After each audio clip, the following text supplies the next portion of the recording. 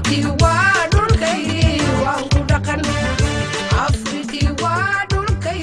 waan ku dhiman Afriki wadulkay waan ku dhaqanaya dabanu jero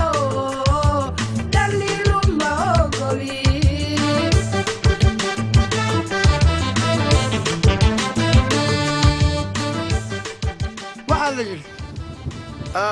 reerka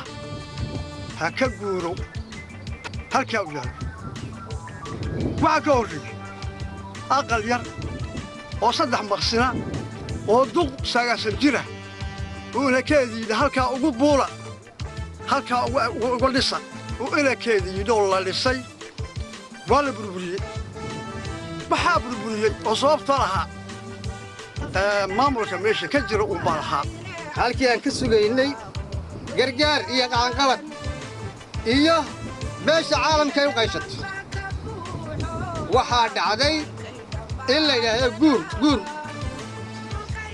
waxaan leenahay kelmaddaasina wax habeen quraataan ku seexannay maahay waxaan filaynayna maadul waxaana ku niyadsannahay qof nafar waacid hadduun laga hadhin dalkayaga halkii ilaahay nagu abuuray unaa la dhigay inaan ku dhimanayno ya taana waxa weeyaan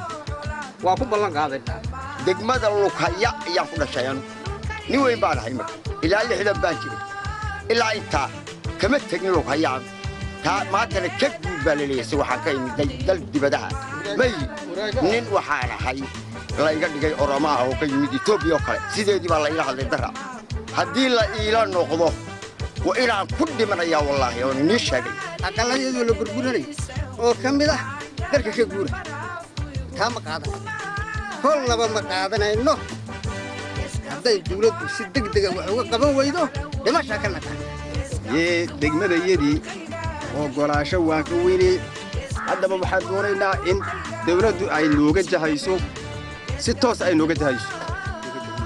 hadday ka jahayn wadana dhimasha ayaa ka jira aqalkaygii ardabaysha iyo dhaxanta ka galay iyo roobka ka galay askar baytuloyga jajabisay ladaasaa kuudadaa waan lixaadlaahay wax iga qabtaan doonaya waan dhisnay waan dhammaynay meeshay noo diidan yihiin Afriki wadulkay waan ku dhaqan Afriki wadulkay waan ku dhiman Afriki wadulkay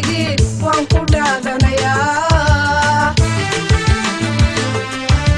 dabanu jero dalilu ma ogoli